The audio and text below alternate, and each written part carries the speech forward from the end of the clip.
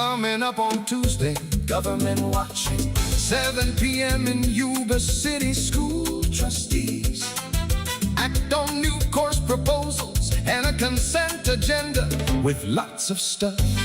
Tuesday on Government Watch, you can support or sponsor. Help keep the community aware with Yuba-Sutter.LIVE.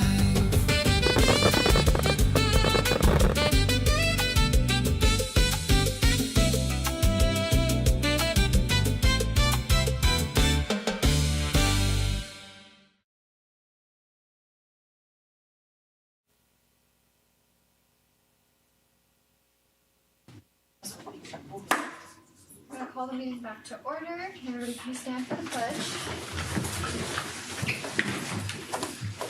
Salute. Pledge. I pledge allegiance to the flag of the United States of America and to the republic for which it stands, one nation under God, indivisible, with liberty and justice for all. There is nothing to report out of closed session. Any calls for agenda reorganization? No, I just have a couple questions on consent, but no. Okay. We'll go to student reports.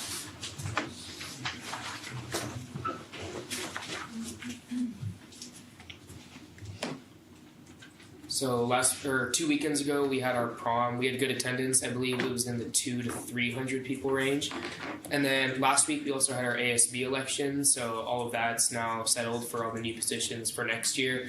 I'm going to bring in the new school board representative at the end of May for the last meeting of the school year to introduce. And then our staff or student game unfortunately got canceled because our hoop was broken. They weren't able to bring it down in time for the game.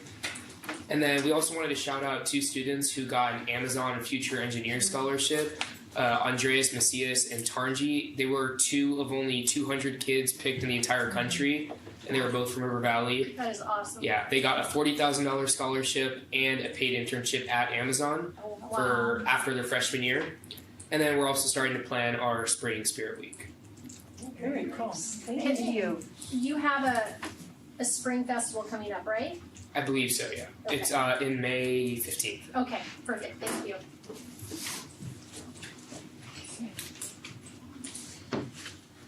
Okay, just in case, because this happened last time, is the YC student in the audience? Nope. Okay. Reports and information, the Riverbend School Showcase. Thank you. I'd like to introduce Principal Robert Hogue to tell us a little about what's going on at Riverbend.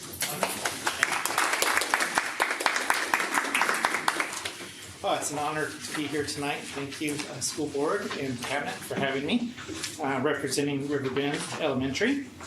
Tonight, I will do my short presentation, death by PowerPoint, and then, but hopefully you find it entertaining and informative. And then the best part are the students that I brought. We brought our student body leaders from Riverbend, and they've done some work which they'll explain. So. They probably, and they should, outshine me, so that's wonderful. Yes. So tonight, presenting on Riverbend, we'll start off with just some trivia or fun facts about our school. You can tell, maybe take a guess what our school colors are from the backdrop there. Let's see, I've got to turn it on. Huh?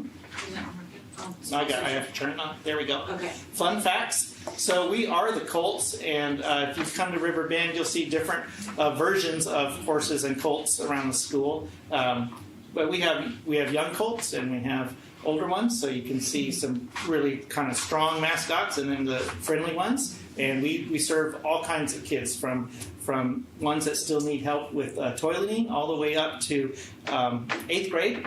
And when I try to describe my school, sometimes I'll say we have from diapers to beards. Yeah, and we do. We have a couple 8th graders who could easily shave. So, we got the whole gamut there. So, and they are shaving. We do have. Just as long as we're not having diapers and beards. We got from diapers to beards. Yeah. So that's the reality of an 8th grade KA school. Blue and gold, the mascot's the Colts.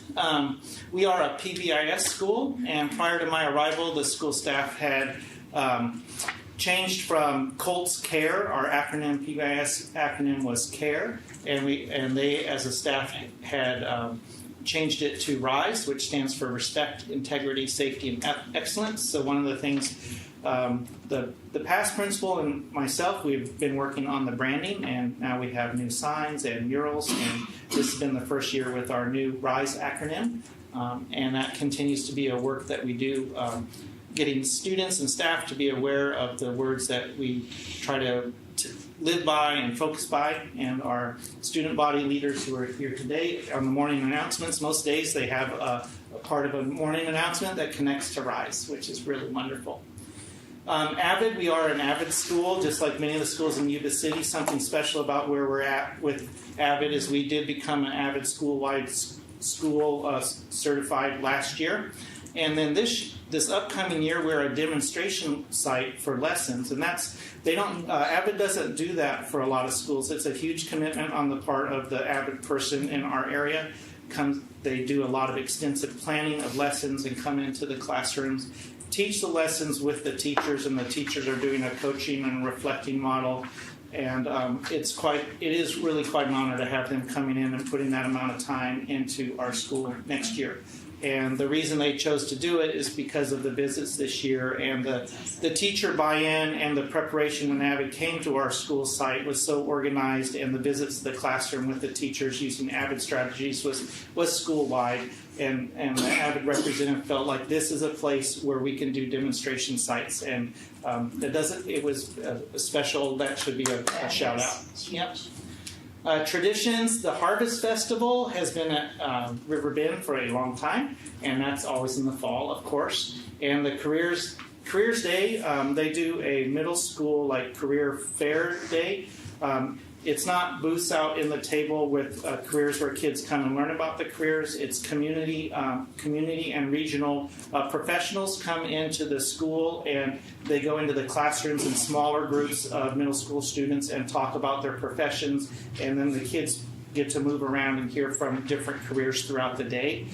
There were somewhere around almost 60 presenters this year. It was very extensive, and it was neat to see. I wasn't quite sure what it was going to look like because it's my first year there, but I was very impressed with the turnout of the diverse jobs that are in our region, and the kids learning about all types of jobs. So that's a big positive.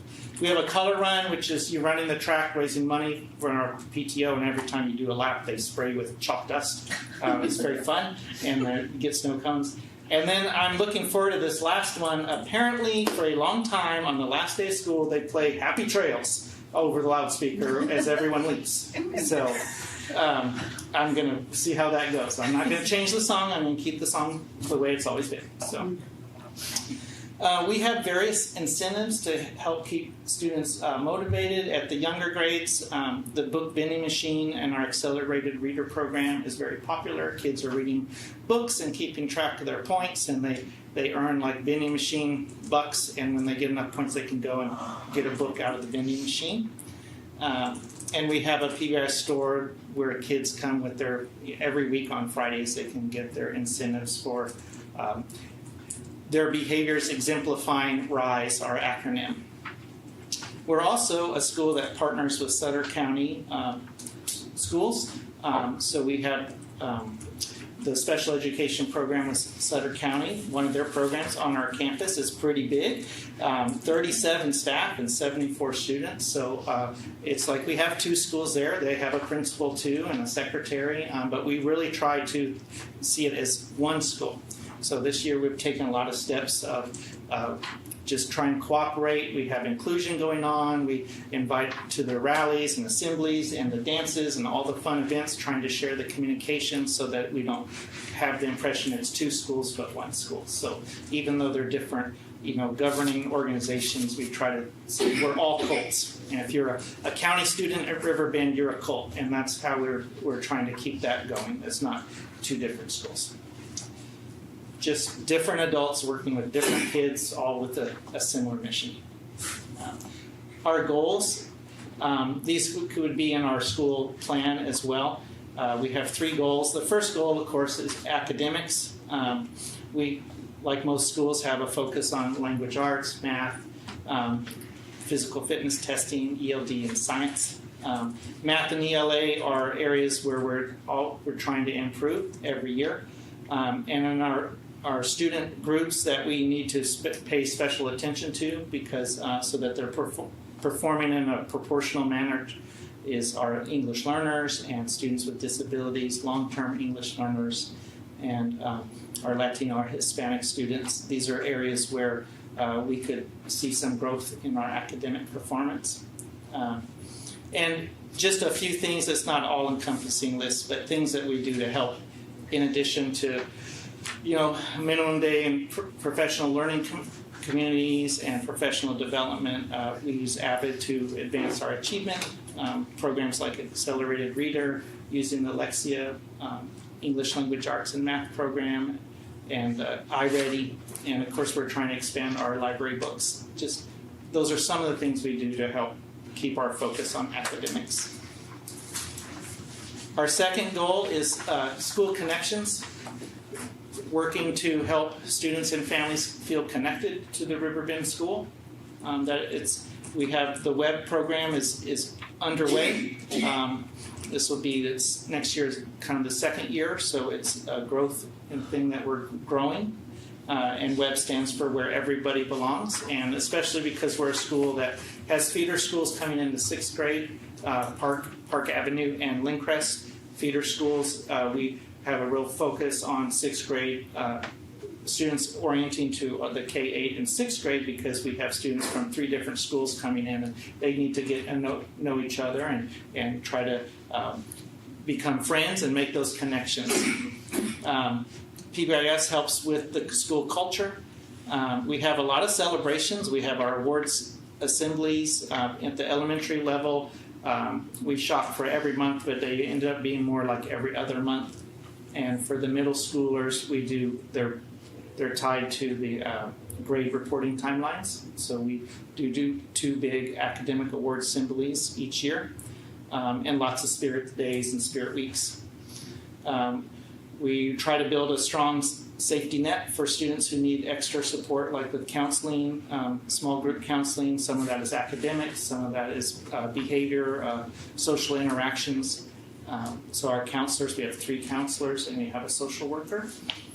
And this helps kids feel connected, and they provide a level of support that's just outside the classroom, because we know these days many students need support outside of just a classroom teacher. And our last goal is getting families involved, because we know that successful schools have parents who are aware, informed, and participating. So we're always trying to increase our family and community involvement. We have a parent-teacher organization. At the elementary level, there's quite a few parent volunteers coming in. Kind of already talked about some of our big events that brings parents in, our award ceremonies. We had a talent show this year. It had been many years since we had a talent show. So we got the talent show back up and running, and that was real positive. Pretty good turnout on it, and the students were fabulous, so we're looking forward to year 2 of the talent show. This Friday we have a Riverbend Cultural Fair. It'll be the 2nd annual, so they got one off and running last year.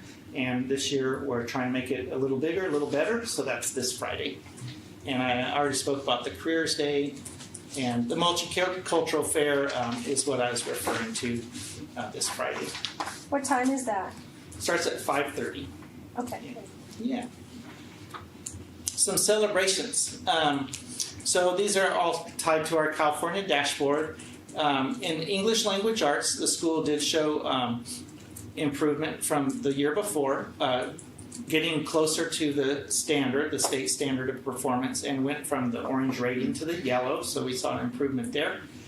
Science at Riverbend is already above the standard and one of the high points, so it's just right below the green performance level, so our students are doing well on their science. English learners, we had more meeting their annual performance goals of acquiring one or more levels of language in a year. So more than half of our English learners are doing that, and it was an increase, so we're on the right trajectory there. And our chronic absenteeism decreased from last year as well. And just as you know, I was not the principal there last year, so I want to give credit to last year's team and principal for these shout outs there. So that's really good. Some areas where we still have a lot of work to do. Our suspension rate increased last year almost to 12%. And you probably already know this, but the way the suspension rate with the state's calculated says you look at how many kids have been suspended, and once you've been suspended once, they don't count you again. So it's how many different students at your school out of the total population got a suspension. So we're right around 12%. That is high. But we're very careful with our suspensions, and we try lots of things, not to suspend kids, but if kids are doing things that they need to be suspended for, we do. It is above the state average, so it's expected to remain in the red this year, and it's an area of focus that we're working on. We work on it. I work on it behind the scenes as a principal and a suspension improvement team. We're setting goals and analyzing our data every month, and we're constantly trying to refocus our game plan as the data comes in to get our suspensions and school safety improving and on the right direction. Overall, I mean, even though we have areas to shout out, you, like me, half is not good enough, and we're always shooting for better. So even if 51% of the English learners made progress, that means 49% didn't. And so I, like you, say, well, we always can shoot higher, and we can be better than just half the kids. So we do have plenty of room to continue to improve in English language arts, math, science. All these areas have room for growth. And then we're asked, like, what question for support? And I feel like Riverbend does have the recipe for success. I really do believe that. We have good staffing. We have counselors and social workers. We have paraeducators. We have enough campus supervisors and noon duties. We have programs, and we have a lot. And so in terms of, is Riverbend getting what it needs to help it be successful, I really feel like the recipe for success is there, and I want to thank the board and the cabinet for providing not just Riverbend, but the schools in Yuba City a balanced program. I've always said that's something to be proud of as Yuba City, and I usually speak about the arts and things. It's like, it's so good to have counselors and social workers and have orchestra and band, and taking time to have a nice balanced approach for kids and a rich safety net to help kids who are struggling is the right recipe. And I feel like Yuba City does that at Riverbend and across the district. So I appreciate your prioritizing. Yeah, it's a good thing. All right. So any questions for me before we let the students do their part? Yes. I have one. Yes, of course. Will you dress up as Roy Rogers when you play Happy Trails? Yeah, I'll have to look at what it is first. And we do have a horse costume too. So be ready. I think I saw I might that. do it all. I think Lori posted something about horse costume. Yeah. I just have a quick question, and Sure. this is just me out of curiosity, but you talked about the suspension rate. Yes. When the state looks at that, does that also include, like, do the kids that are removed from the classroom get counted in that suspension rate too, or is it just the kids that are sent home? It depends on the coding in the computer. Or like, oh, I got you. Yeah, but when we do have the reset room. So a student can have what we call a teacher suspension for a better lack of a better word, but a teacher suspension, I believe, depending on how it's coded, that might not count, but it depends how it gets entered in areas, because those are oftentimes more like a timeout. But like what you're talking about, suspension rate, those are like the CalPads or portable ones. Gotcha. Yeah. For my work as principal, when I'm looking at the suspension rate and what's going on, I've taken a lens of looking at what concerns me the most, which was the fighting. Yeah. Kids get suspended for lots of things, but the fighting to me is like the first step. When you come to school, you should be safe. So let's first look at that. You should look at that, and of course, words hurt too. It's not always hands. So, but we've been focusing in a lot on fights. And I like to. I always.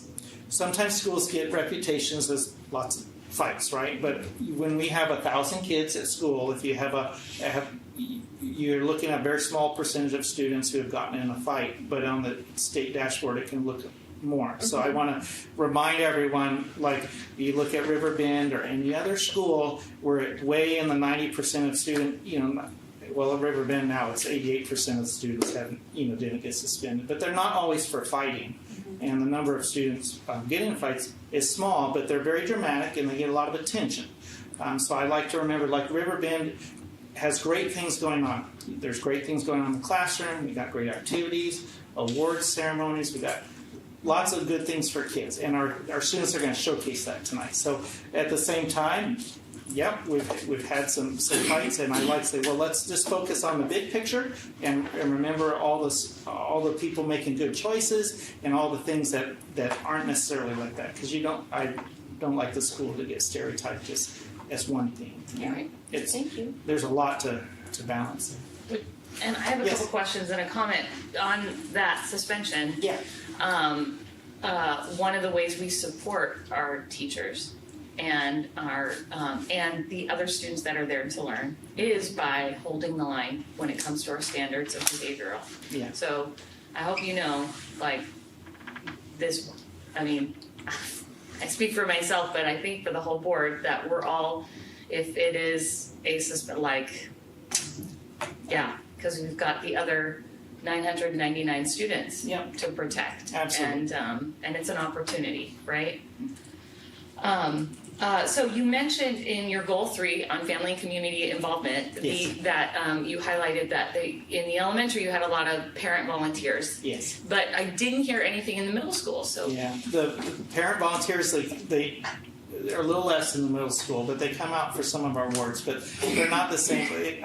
I don't know. So the kids get a little. Kids don't want their parents to volunteer. well, the how's it need- feel to want? Yeah, the need would still be there, but the middle school day does look a little different with kids going from class to class, and the classes can be a little bigger, up to 28 or 30 kids, and pretty much at most schools I've worked at, the older you get, the kind of the parent volunteerism goes down a little bit. Well, but I think it'd be welcomed. I as a parent of 2 middle schoolers myself, like the call for parent volunteers was a lot more in the K through 5th grade. Like they were like help, who was involved, and and then now, but in the middle school, like as far as that call.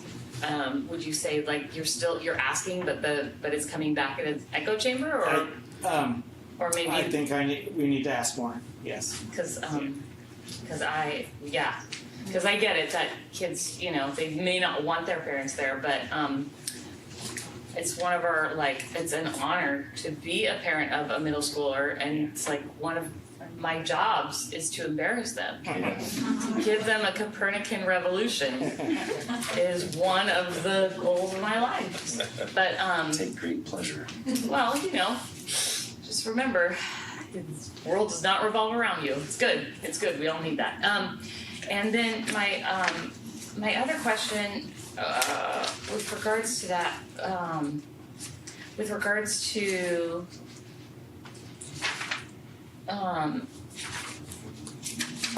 oh shoot. It's gone. I didn't take notes and it's gone. But I think one of the other ones that and I can't remember which showcase it was, but one of the maybe it was one of the high schools, help me remember, like one of their in-school suspensions was parents have to come with the student. AK. That was AK. It's okay, yeah. Yeah, where they suspend the student, but they're like, oh no, you're going to school, and so is your parent. I think that Like, is okay. That, The family initiative. okay, that is savage. I love that. Totally. do that. I share your interest in middle school parent participation. having been a middle school teacher and I have a lot of my own kids, I think when kids are in middle school, actually they need family and parent support or guardian, whoever's loving them, take care of them. You almost need it more in middle school because oftentimes we think, oh, they can go and handle everything themselves. No, it's a and big change.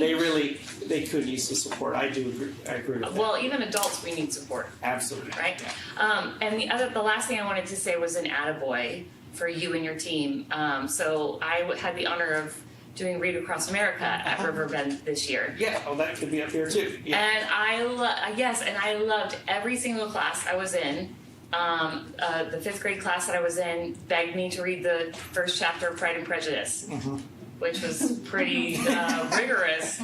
I was like, I heard they're smart, and now I know they're like, give me that 19th century Brit-lit.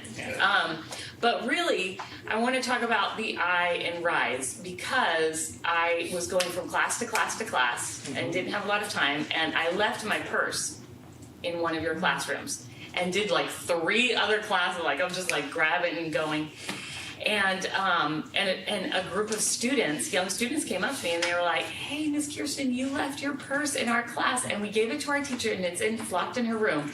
And I was like, that was incredible integrity because I had just left it like on the floor or something, Yeah. And they found me, and everything was in there, and I was just super impressed. That's and wonderful to hear. Yes. It was and great. there we have, not a week goes by where we don't have kids making good choices like that, returning things or reporting something that's unsafe. We do have a lot of integrity in our students at our school. They are proud of our Riverbend students. So I wanted to share some good gossip there. Absolutely. There's lots of good stuff. Yeah, thank you. Any other questions? All right, well, so tonight we invited our student body leaders. They're going to introduce themselves because I think it's really valuable to be at a public meeting and introduce yourself. And their teacher, our student body leader teacher, Miss Kaylee Latronica. So I'm going to have Miss Kaylee Latronica come up here first. And we're going to transition to what our students are presenting. So this is Miss Latronica. And like I said, she helps with our student leaders and many other things. Yeah. She also does AVID and dances and her regular day job too. Yeah, and I teach Yep. at middle school. Yes. And I match. Unbeknownst to myself, lucky me.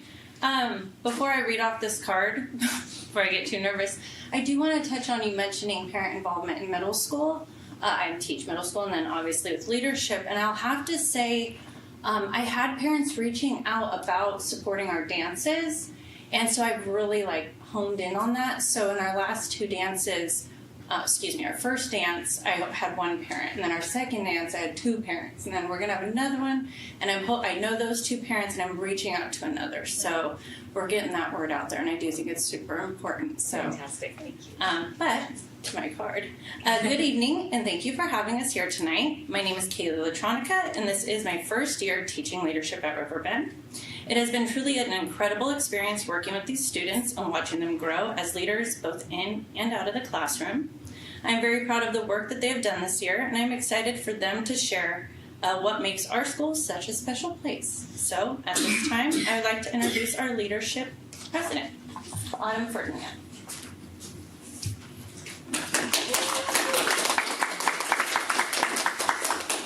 Good evening, everyone. I'd like to start off by saying I'm thankful to be here today, now to step into things. Hi, my name is Autumn Ferdinand. I'm president of Riverbend ASB Leadership, and I've been attending Riverbend since I've been in elementary. I was in kindergarten at first, and now I'm in 8th grade, so in other words, I'd like to say I've been at Riverbend for about 8 to 9 years. Throughout my time at Riverbend, I've seen so much improvement and growth in our school. Especially in our school, I've seen so much improvement with our leadership class. With feedback, I can surely say, as soon as I've gotten it, I've seen a lot more involvement and a lot more joy from the kids and students at our school. This help of events with rallies, dance, and stepping into more community activities, our spirit weeks as well. I've definitely seen growth in our school this year more than I ever had before. I'm truly happy to say I'm a part of these changes, and I'm truly happy and thankful to be part of our amazing leadership class.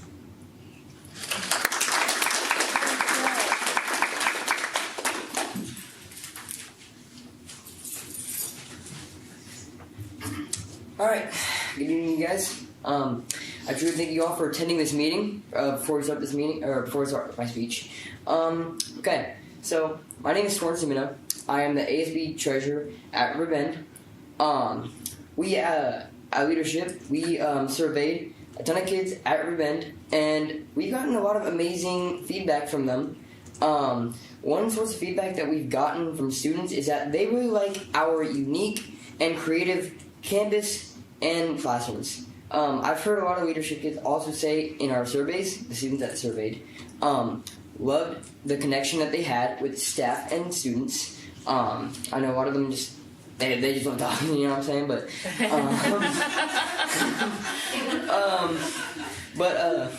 anyway.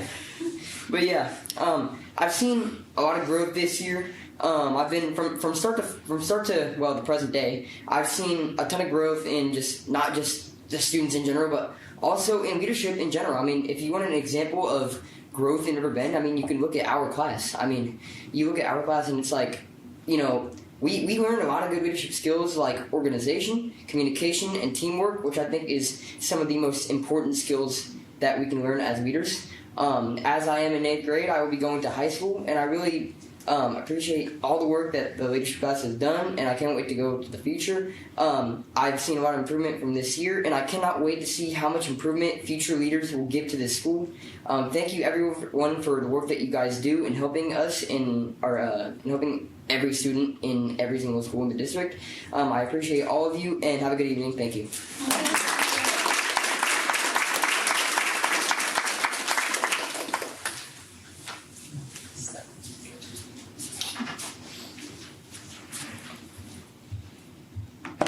Hello everyone, my name is Josiah Allen. I'm the Vice President of Riverbend ASB Leadership. Being in this year leadership class, I can see we've made a lot of improvement in this class. My class is hardworking, intelligent, and very funny.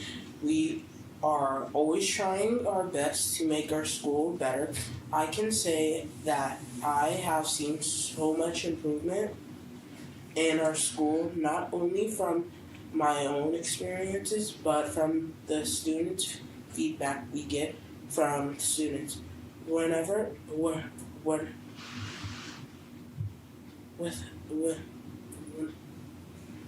it's something the students like, or even when something, and even when something they don't like, they give us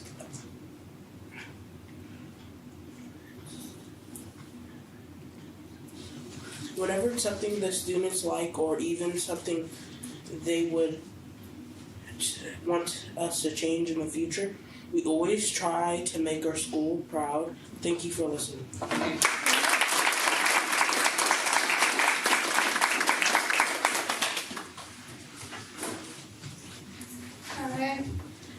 Hello everyone, my name is Aaliyah Prado and I'm our leadership secretary. I think our school is pretty awesome. I'm not trying to be biased, but you know, like especially this year that has come from like 100 to like 120. Especially coming from like giving our like students time like to understand what type of things going on around their school and stuff. Pretty well. Hello. Sorry, I'm kind of just winging it right now. Our school has improved also in like, I don't know. Sorry. What's the best thing about going to school there? Probably my leadership class. I get to a lot to do like a bunch of organizing stuff. I kind of like that. It's cool and stuff.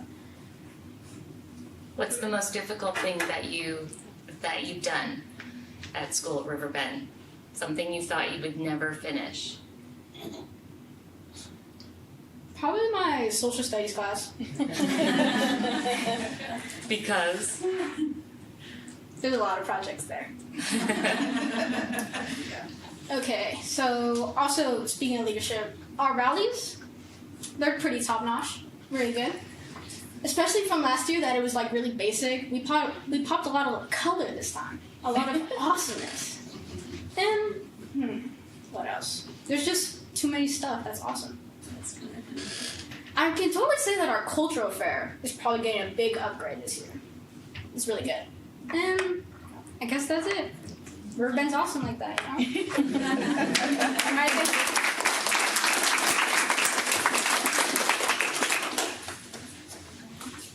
Thank you, and we have their families here, so thank you, moms and dads and sisters and friends for coming out and supporting your students. We can't do it without the parents, so let's hear it.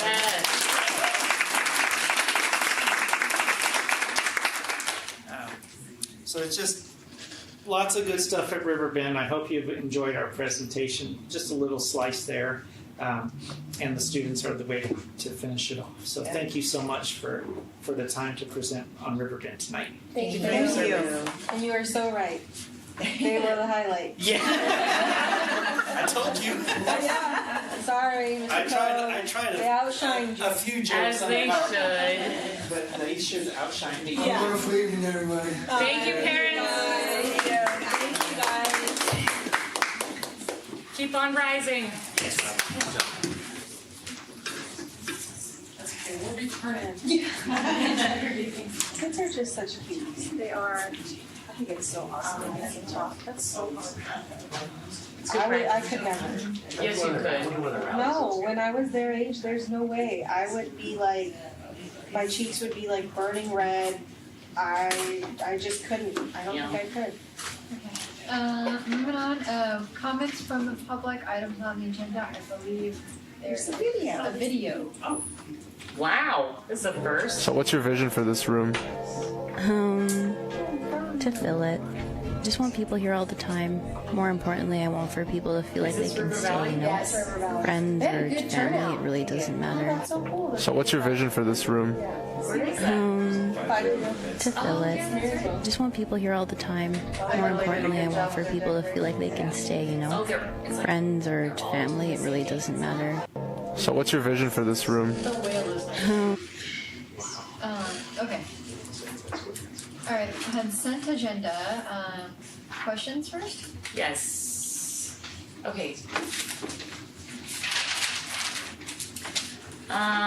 Okay, consent agenda, item D, contracts and agreements, page 1, under Children's Center, LVN diabetic care effective January 06 to 6/30/26 for $40,000 from Amerigus Educational Staffing. So, is this an LVN? So this is a nurse. Yes, so we have a diabetic preschooler at Bernard Drive who requires a high level of medical supervision, and so Vaughn Overshire, the director of the program, is funding this LVN to support the students' needs. There's a but the LVN will also support the rest of the program as well.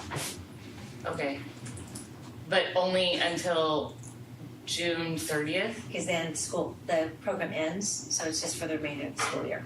Okay. Okay. And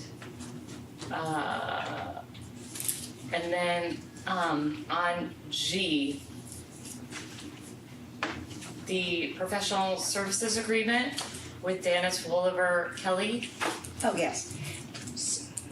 I thought we had to have 3. We do. So what happened was we had a situation with another agency where there was a dispute, and with both agencies, Yuba-City Unified and the other agency, were represented by F3. Oh. So F3 couldn't represent us, and DWK is a firm we've worked with in the past, so they were able to jump in immediately to support us. So we are working with them on a couple of different things, just because of the conflict of interest. Yes.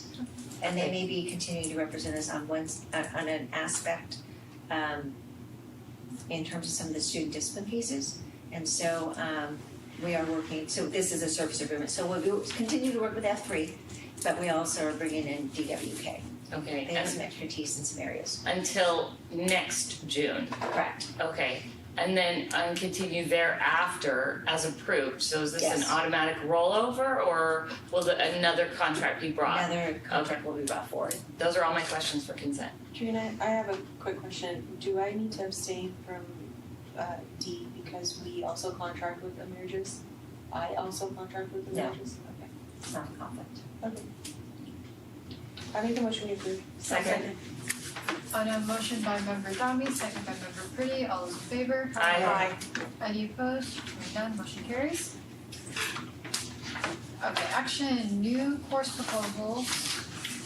We bring forth two new, well, one's new and one's a revision. The first one, Strategies for Success. This was a course that was developed in 2001. It hasn't been on the books for a bit. So working with both high schools, this is a course we want to bring back to support our kids who are coming from 8th grade, who are either non-promotees, who are getting D's and F's in their core in reading, social science, science, and math, who need some extra wraparound services, a facilitator, a coach, a teacher, to kind of walk alongside them freshman year, and some kids who are sophomores to help them academically, at times behaviorally. It's just a wraparound course to support the kids. So it's currently on the books, but this is just a revision and kind of aligned to more current practices. That's the first. Can I ask a question about it? Because having taught high school, seeing kids come in from 8th grade where they haven't passed a class since, I don't know, 5th grade. That happens. It happens quite a bit, and they don't have any concept of you have to pass or you don't graduate, because we socially promote. Is this course something that they don't have a choice about? But you still have to. If they've really struggled in 8th grade, they haven't passed classes in 8th grade, they obviously don't have student skills. So is this an automatic, this takes the place of their elective? It's an elective course, it's a G, but students still have to opt into the course, but we meet with the counselors, so we already know the grades, like we already have that even now. We know which kids are not successful, we know which kids are below 2.0. But these are additional meetings we have with their counselors, and it's really kind of a, hey, we want you to be successful in high school, you haven't really been showing success in middle school. But we still give the kid a chance to opt out if they don't want to take the class? Yeah. That's too bad. But I say that, but it's, the kids are taking the courses. Okay. Craig Taylor told me I talked to Craig about it today, and he said that he's had success with the kids with this class. Yeah, they have some really good data on the Because success Craig they've had. teaches it at River But I think Valley. that Shelley's point is those who need to take the course Should you have choose- to take the course? Yeah. It's a very strongly encouraged. It And feels. we have a lot of kids currently being successful at both high school. Well, at River Valley, they have a lot more options. I mean, Yeah. at Yuba City, a freshman only gets one elective. So this is it. So it's a real tightrope walk for those kids because nobody likes to go to a place where they're not successful. And not having an elective where they might be very successful because they're really interested in it. I know I'm talking out both sides of my mouth here, where one side I want them to have to take this course, the other side of me says, if we don't give them something to hook them into school, like an elective they really sink their teeth into, we may lose them even more. Yeah, So, it's a balancing act, and they meet with their counselors, they look at their 4-year academic plan. Students who are special education and EL students specifically at Yuba City High School do have limited options just because their schedule's already pretty much predetermined based on their support services. So it's a very deliberate scheduling based on working with the counselor at the high school and working with the counselor and the admin at the middle school. So, like River Valley right now is, I think next week, they're meeting with 8th graders. In. So they, at that time, I'm sure the counselors are sitting there talking to the students about these classes. Yeah, and once again, it's Because they're filling out their interest. And I love that they're doing that, and the kids have to come see the counselors. And remember, it's also for some kids who are freshman year who get below a 2.0 freshman year and they're not meeting grade level standards in math, English, and science. So it's not the solution. It's just one additional mechanism to help. what type of curriculum do they have? Oh, it's growth mindset curriculum, and they use a lot of the Avid. Kind of like Counseling 10. Wicker. Yeah. Kind of like Counseling 10 at Yuba College. They do. Which is a great And class. it's a lot of academic planning, calendaring, and checking in with kids and their teachers, where they can't just, you don't decide to find, it's like, show me the work that you've been doing. Right. Let's meet together and talk about what's your upcoming exams. Like, let's walk through what are your studying habits to get to these exams, because these are the kids who have not seen success. They've been through courses, they're struggling in math continually. And these are the kids we see who are seniors who we see don't graduate. Yeah. Well, and when they are not experiencing success, then they lose value in what education even is, and sometimes 9th grade is already too late. You know? But like when you're talking about AVID strategies and stuff, I think it was AK that came up where it's kind of all over that they're using AVID strategies, you know. We have district-wide at the elementary level. Yeah, like the norms, right? And It so I is. think it's good that you guys have hopefully collaboration from like what the high school expectations are and then just tier it down, right?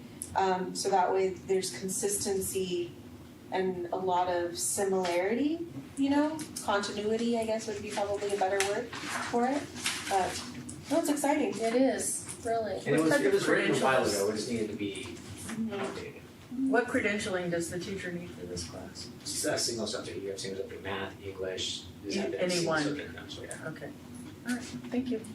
And FBLA sounds exciting. Yeah, so that's an elective course, part of the, we have a business pathway at our schools, and so Dennis, who works at River Valley High School, is the one that brought this forward. So it is an elective course for our kids who are in that pathway who want to take another elective course.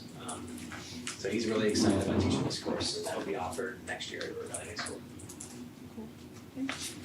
Make a motion to approve. Second. On a motion by member Domi, second by member Ciola, all those in favor? Aye. Any opposed? Hearing none, motion carries. Second reading for proposed board policy to align with AB 495. Yes, as I presented at the last board meeting, there was AB 495 that required districts to revise their policies. So the recommendation is that we eliminate board policy and administrative regulation 5145.3 and replace it with,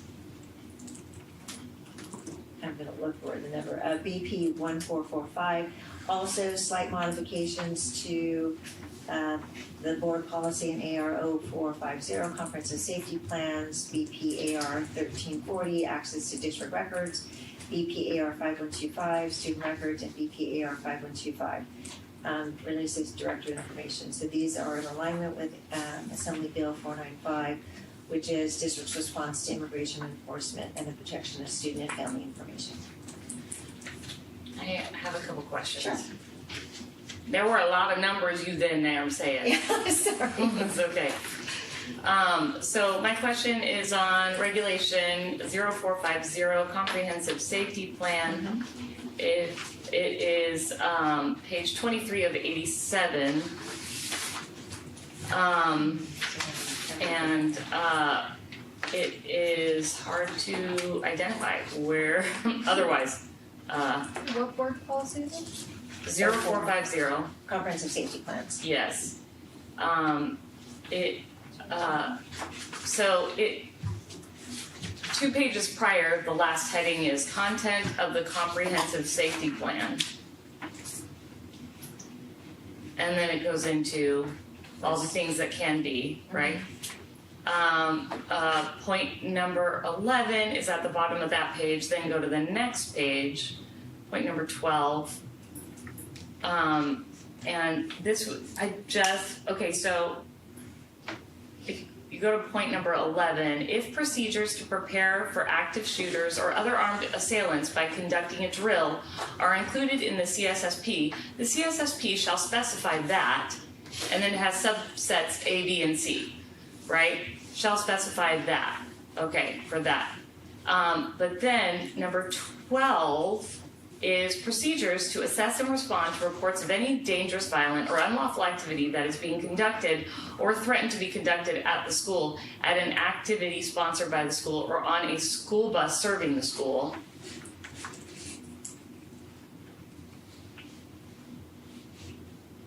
And that is the identifying appropriate strategies and programs that will provide and maintain a high level of school safety and address the school's procedures for complying with existing laws related to school safety, and include the following. So it includes procedures to assess and respond and report any dangerous.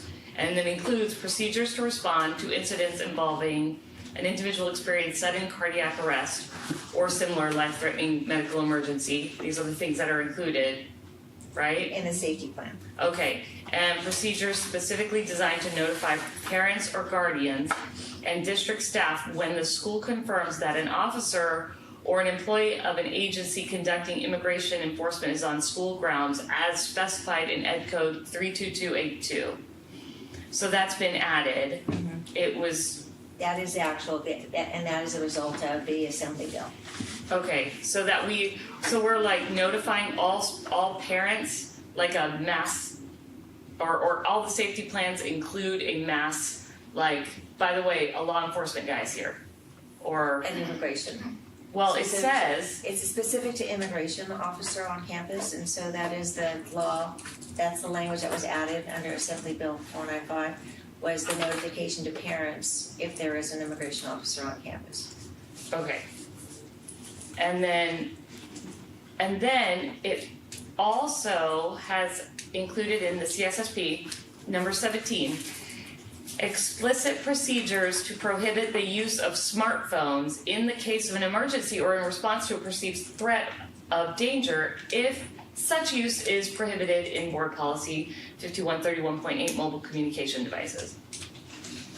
So to me, this reads as though we are like, it's an emergency, but we said no cell phones, so put those things away. Is that what it, is that the vernacular, I mean, is that the translation? No, so that would be, we would explicitly have put that in the mobile device, and we did not put that. So, and this was the issue that came about because of all the school shootings, is that the fact that parents wanted their students to be able access to their mobile communication devices. The reason that's in there, some school districts choose to put in place that there's no use at all of a mobile communication device. We not put that in the mobile communication device policy, that we would say that during an emergency, you cannot, because it's during the day, you're in your classroom, you can't use your phone. We did not put that in ours. Okay, so this is just saying, these are 17 things that can be in your CSSP? Yeah, so some of them are have-tos and some of them are by school choice, and that one is related to the mobile communication device policy. It links it to that, so if that says this, then this says this. So your safety plan and your mobile communication device plan have to align. So, okay, so it is what I said, which is, even in an emergency, no cell phones mean no cell phones. Okay, so we did not say that. We've just limited where mobile communication devices are, when they can be used. I think I would, if you want that in there to be that explicit, that they couldn't be used during an emergency as well. Yeah, that's why I didn't put it in there. But that's what this reads to me, because it says explicit procedures to prohibit the use. Prohibit meaning to restrict. Right, so you would say in your mobile communication, I read it as that in that policy under Ed Code 48910.7, you would be saying you cannot use, doesn't matter what's going on in your campus, if it's during this time, you can't use your device. And we did not put that in that policy. So you're reading it I'm reading it one way and you're reading it the other. So I imagine I'm wrong. No, I need to verify that. But so this one, I mean, I can check on 17 and verify. But because I would hate, I mean, I'm just going common sense. But oh my goodness, I would hate it if there was an emergency and the kids are like, well, I can't call 911 because I can't use my phone. Like, right, how so that is wretched. why. So what I'm saying is, this is how the language. I think it's a semantics issue. I'm saying if such use is prohibited in Board Policy 5131, we didn't put in an emergency situation. So we didn't prohibit it or say it's okay. There are some schools that don't even allow the cell phones on campus. So well, I don't care about that. Yeah, and you're no, right. but doesn't it cover all the right? Yeah, so, but these are our board policies. Right. So we were not that explicit that we said. So I didn't limit it. I didn't endorse it. It says it's silent on that, but we can definitely on the mobile communication device specifically cite, and we would revise that policy. Okay. And before cell phones were a thing, I mean, you use the classroom phone. You know, I get it though. I mean, listen, if there was an emergency, I'd want my niece to have her phone too, right? Or like my nieces and nephews and whatnot. Yeah, so they'll have their phone. Yeah. It's about whether or not they can use it because they're in the classroom. No, totally. But I understand what you're saying on how it reads. Yeah. Yeah, makes sense. It just doesn't make any sense to me why this would be legislated. I know, that's, I forgot what state I was in. All right, those are all my questions. I make a motion we approve. Second. Motion by member Rami, second by member Seola. All those in favor? Aye. Any opposed? Hearing none, motion carries. Okay, board reports, information. Did the charters meet? Yes. Twin Rivers Charter. Big news for them. This hits home for me because my little girl played soccer when she was there. They tied Calusa 3-3, and if anyone's familiar with the Calusa sports, they're pretty competitive, and so it was a big deal for them in soccer to tie Calusa. That was actually a big like gotcha moment because they upset the Calusa families. And so I being a part of that, that's actually I was like, yes, I love hearing that. So that was a big part. They did some facility updating.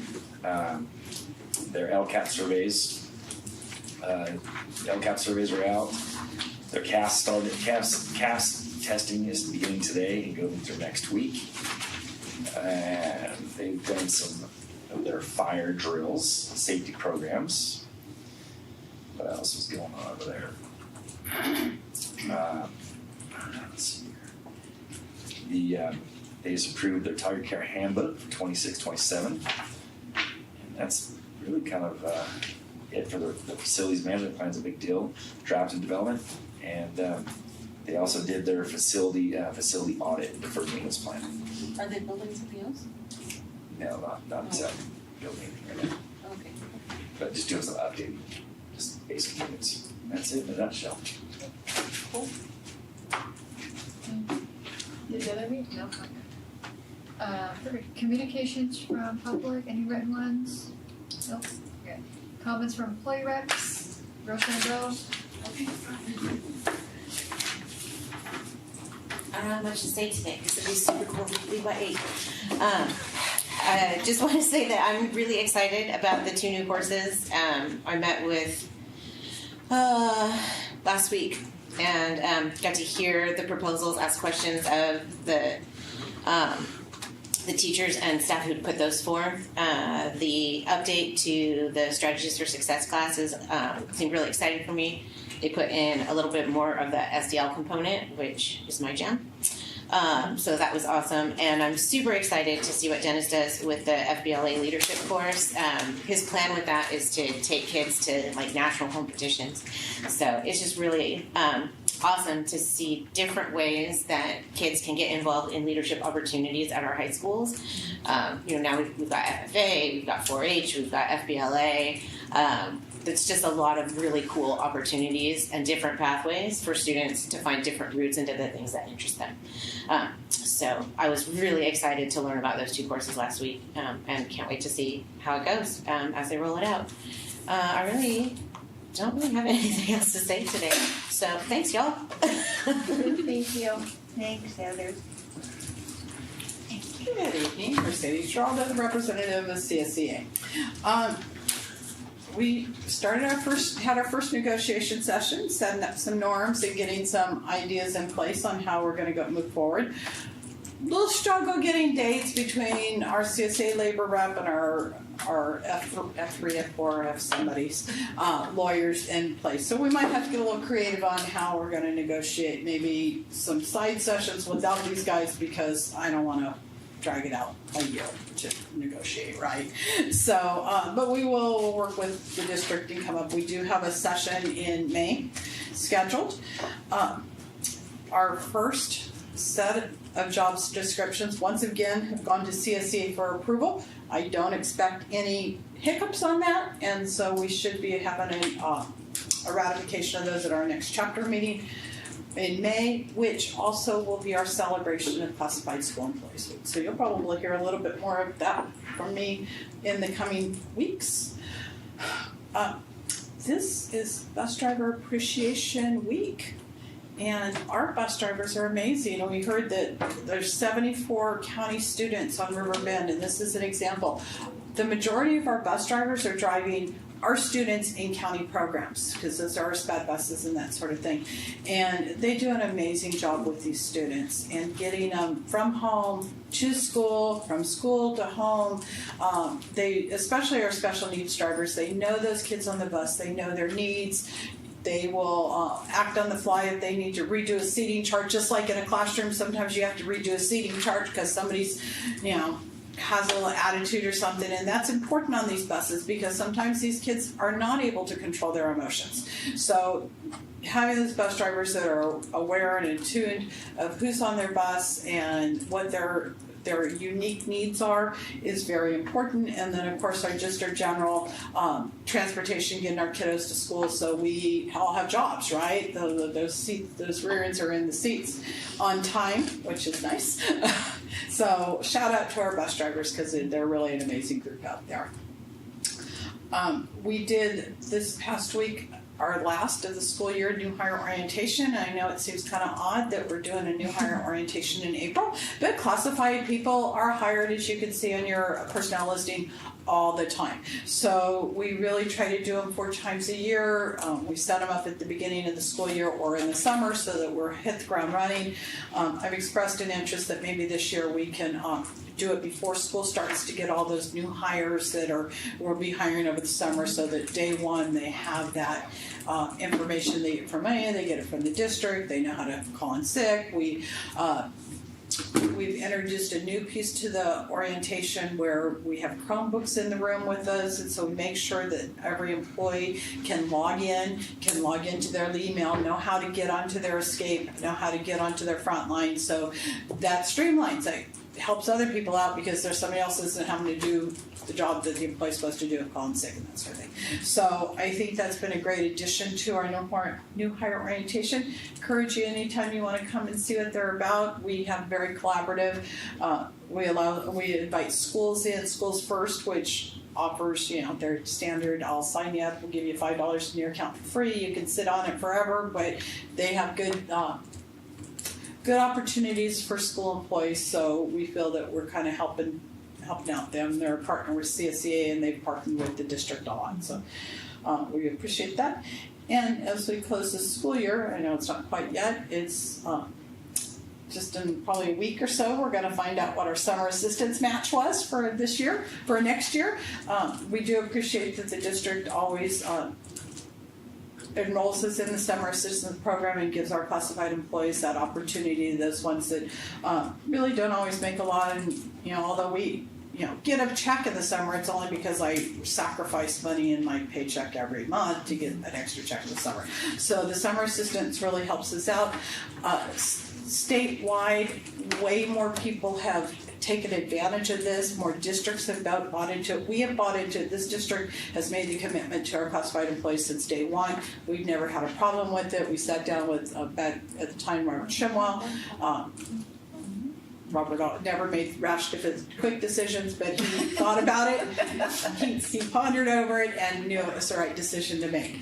But now with more people taking advantage, our match is a little bit less, but that's okay because we're still getting a good match, and it really helps our employees out. So look forward to that. Thank you. Perfect. Comments from board members? I want to let everybody know that next board meeting I will not be in attendance. So, no, not Hawaii, Alaska. No. So, but I'm taking my 90-year-old father and my 88-year-old mother on a cruise. So. That's a big difference from Hawaii. Excuse me? It's a big difference from Hawaii. It's a big difference. Yeah, it's a little cooler. I said it was such disappointment. A lot more work. Beautiful. You'll have your turn. I've been it. I wanted 4 times. Yep. I wanted to bring up something to the board to consider for as something we can work on this summer, possibly before the school year. I don't know if you all read the article in NBC or The Guardian or wherever you get your news, but the LA Unified School District, which is the largest school district in California, their board just recently passed a policy in an effort to curb students' online screen activity due to the adverse effects of excessive screen times. Not only to curb it, but to have periodic reviews of how much screens are being used within the classrooms. They've made a commitment to the paper and the pen to go back to that, which I think is, and they've prohibited screen usage, like us, as far as the fun things, but one of their cell phones, meta glasses, etc. But they've also closed down YouTube for their devices regardless. They've blocked that out, things like that. And I know when I was in River Bend, I was there during a break, one of the lunches where they're all out in the quad and they're eating, and several students had their Chromebooks open and they were watching YouTube gaming shorts and that sort of thing. They were, not really knowing what the protocols or the filters were in place, but I know that they're not using them educationally. And so I was incredibly encouraged by the largest county starting to see, the largest school district in California starting to take movement on. This is not helping our kids learn. It's having adverse effect behaviorally, educationally, academically. How can we partner with our teachers, because they all want what we want, which is improved academics, successful in the classroom and beyond. And so I wanted to bring that up to the board tonight because I don't want it to just be this pie in the sky. I think even if LA hadn't stepped forward and started something like this, we could have been the vanguard, but even so, we've got lots of other districts all over the nation. This is a nationwide effort, bipartisan, because they're reading the science and they're like, we gotta get back to paper and pen and limit. And I'm not saying return our own butter or anything like that. I'm not going like that, but I wanted to bring that up to the board for your thoughts. Kirsten, I saw that too. It's for kindergarten, first and second grade. Well, I know that's where they... Right, that's where they're starting. They're starting that, so just in those first 3 years, I guess. I don't know if does TK have... Well, I'll have to look because But it was for those 3 grades specifically that LA County was, or LA Unified. It's LA Unified that's doing it. And it was for those first grade where they're going back to paper pencil for those first 3 grades. Right. And I would like to jump in here because I absolutely, you and I are on the same page on this issue as far as paper and pen. However, I would like to make sure, because I really do believe that technology is not going away. In fact, it's just going to continue to increase. So we have a duty to teach our kids the where, when, why, and how of technology. So we can't just ban it. And I've talked to, I know in high school, there are a lot of really good research elements that might be found on YouTube or other areas where, I have a really good friend who teaches government and econ at River Valley, and she has expressed a lot of frustrations to me sometimes because she'll tell her kids go to this site for this research and the district has a firewall and they can't get to it anymore. And last year they could, or last week they could. So we've got to be really careful about walking that tightrope of, yes, we need to go back to more basics, pen and paper. Kids do retain more if they read off paper books. They do they have a lot less chance of plagiarizing if they have to write out their ideas with a pen on a piece of paper as opposed to copy and paste on the computer. So those types of things, absolutely. But we cannot go so far that direction of churning our own butter that we fail to give our kids the education they're going to need for tomorrow's world, which is full of technology. Right. So we've got to get into the, this is integrity with technology. Yeah. And this is how we use it, and this is when we use it, and this is why we use it, and this is, we've got to include that. But I do know that there is way too much screen time. You go to a restaurant and you see a whole family, and every single one of them is on their either a tablet. But we can't complain about that when we whatever. are contributing to Right. it. Well, and I feel like it's in moderation, right? But Right. like also, it's not an on-off switch that we can just do just because technology is so integrated in our day-to-day. It's about where can we, if that's the direction of the board, I'm open to a conversation, to explore where we land in that, and just understanding that it's not something that's going to happen overnight. Right. I'm right there with you. Like, we are scaling back in my organization with our middle school kiddos. But also we have to understand that in some aspects it's just not doable, right? Right. But Which is being what- cognizant of that, and I agree with you on. We're all saying the the same studies are thing. saying. You're really not disagreeing with me. No, Like, I'm and not. I thought of you the minute I heard it. I thought of you. I have a reputation. No, but the other thing is, if we were to take, okay, say we were to say, okay, K1 and 2 are going to use paper pencil. The only thing about that is that in the third grade they take the CASP and it's on the computer. So if they haven't had any, if third grade is the only place they're going to learn how to use that computer, that's going to be a pretty difficult. Well, and these task are all great. You're absolutely right. I was looking at my son's third grade CASP, and we didn't use computers, and it was ridiculous. It was terrible for just that reason. Right. But I don't want to get into the weeds tonight. My ask is, can we pull the varying board policies from that are being enacted all over the nation and investigate them and look at them and maybe cobble together one of our own that also includes like monitoring and like, hey, how are we doing in the classroom? Like, maybe there is some loosening up, or maybe there's some tightening up here.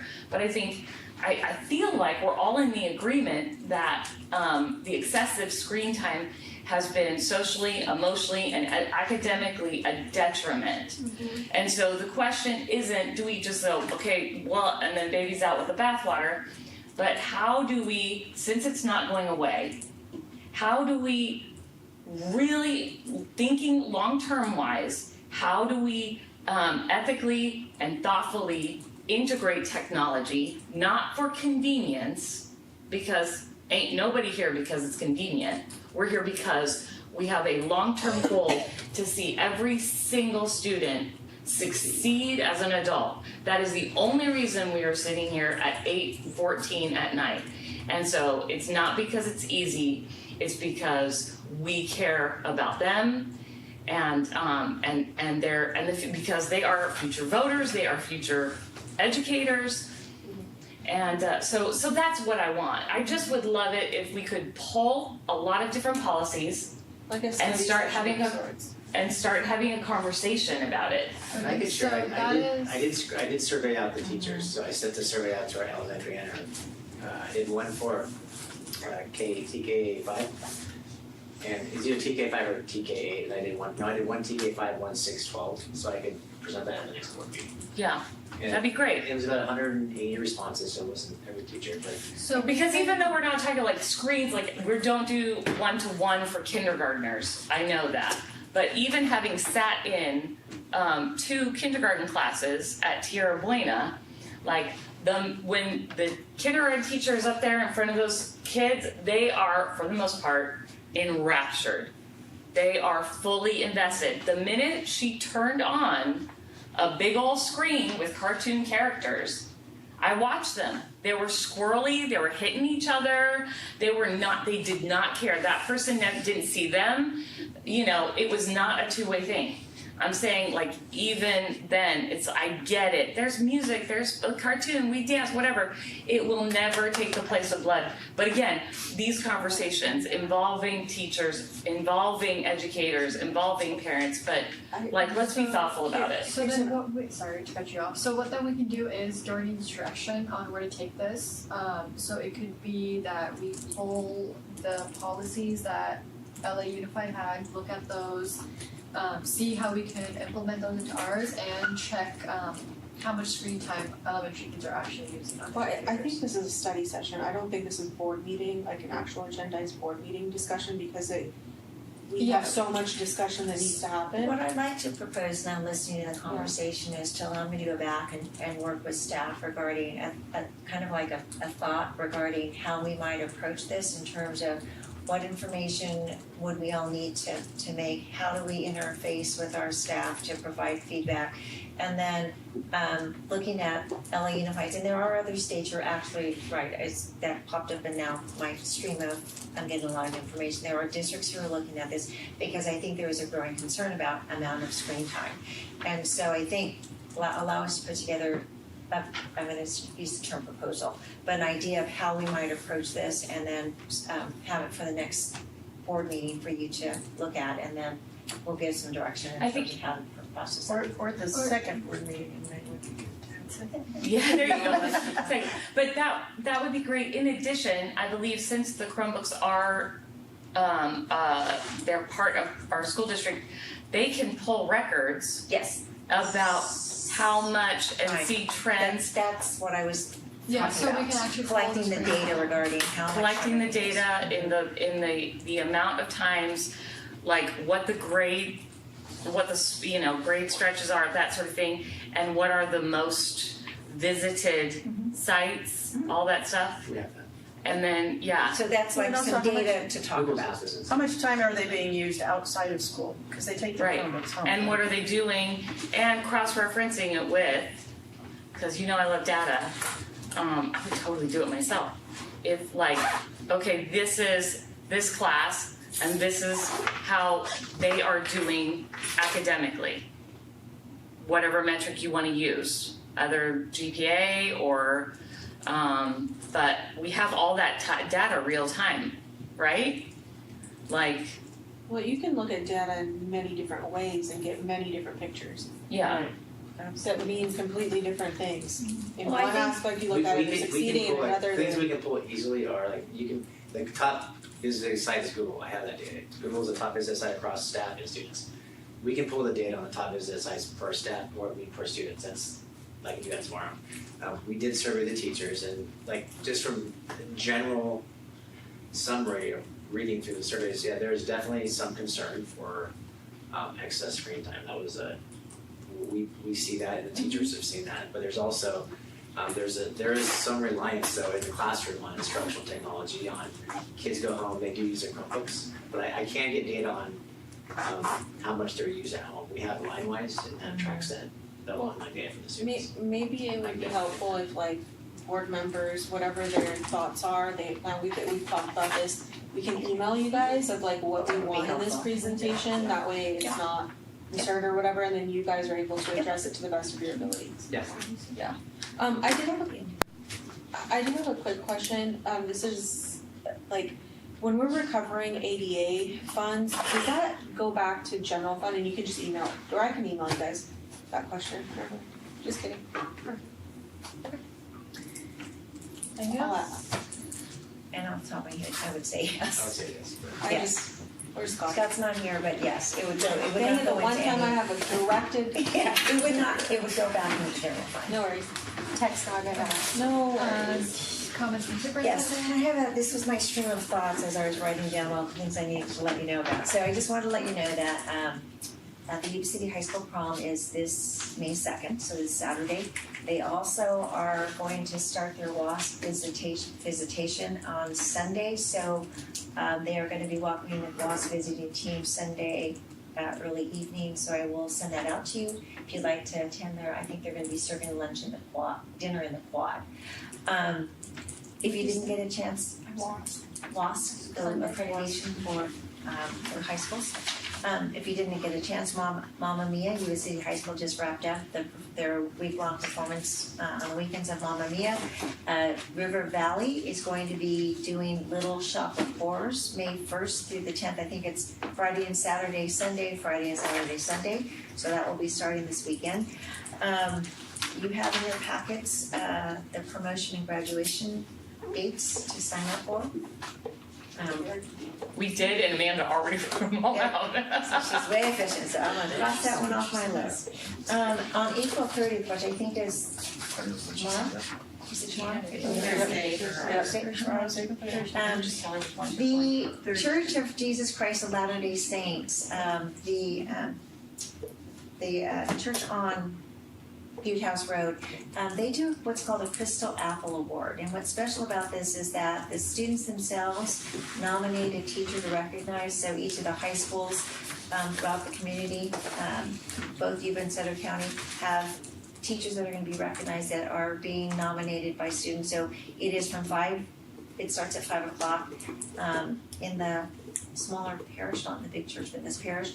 But that is April 30th at 5 o'clock. If any of you would like to attend, I will be there celebrating our Teachers Week. So I don't know who's being celebrated, but there'll be some of our teachers there. Somebody's celebrating. Someone is. Teachers from River Valley and Yuba City High School will be there being celebrated by their students.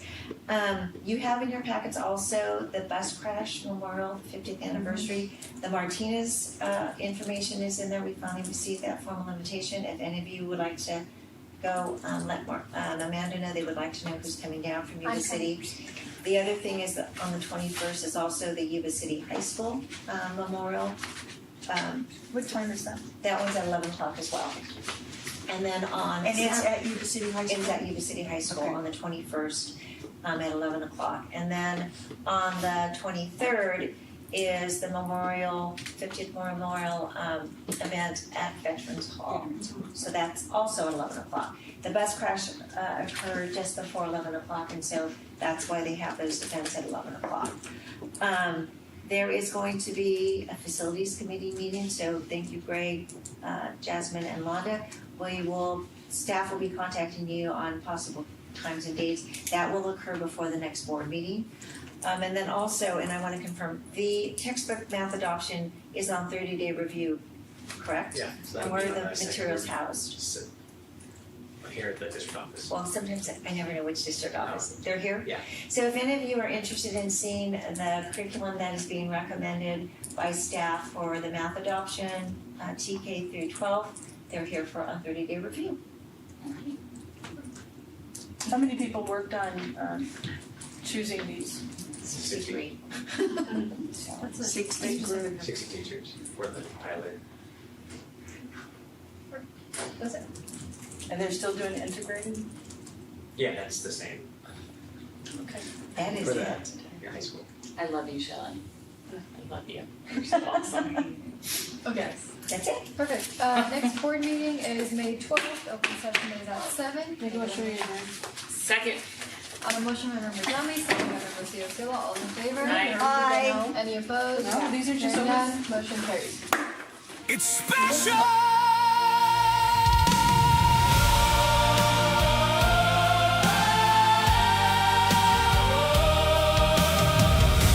Wednesday, April 29, 2026 Government Watch. 6 p.m. Sutter County Supervisors. 26-27 Budget Study Session. Sutter County's tightening its belt. How tight gets a look Wednesday. Learn Sutter County's financial condition. Hear and see county department proposals for the next fiscal year. Who makes public comments? What do they say?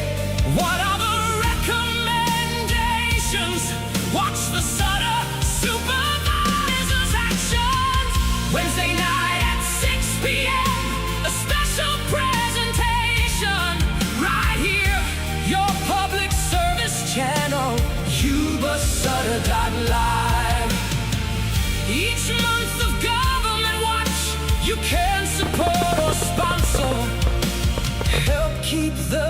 community aware with Yuba-Sutter.LIVE.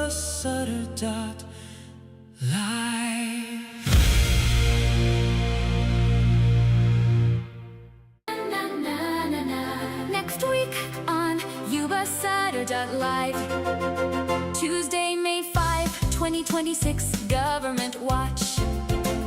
9 a.m. Yuba-Water Agency regular meeting.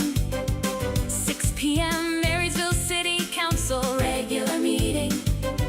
6 p.m. Yuba City Council regular meeting.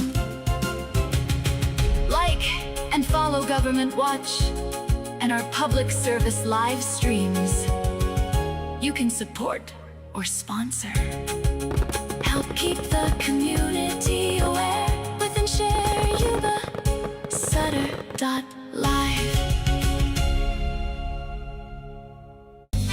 Tuesday on Government Watch, you can support or sponsor.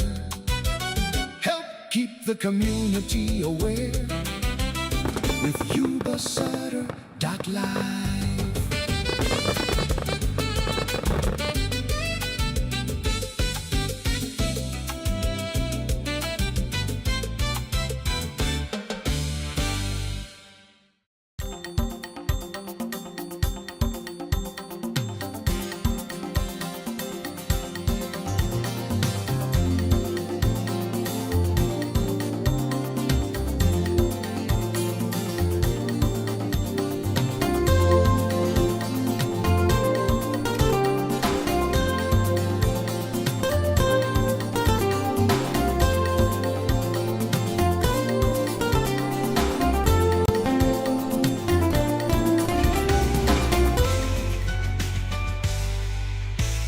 Yuba-Sutter.LIVE.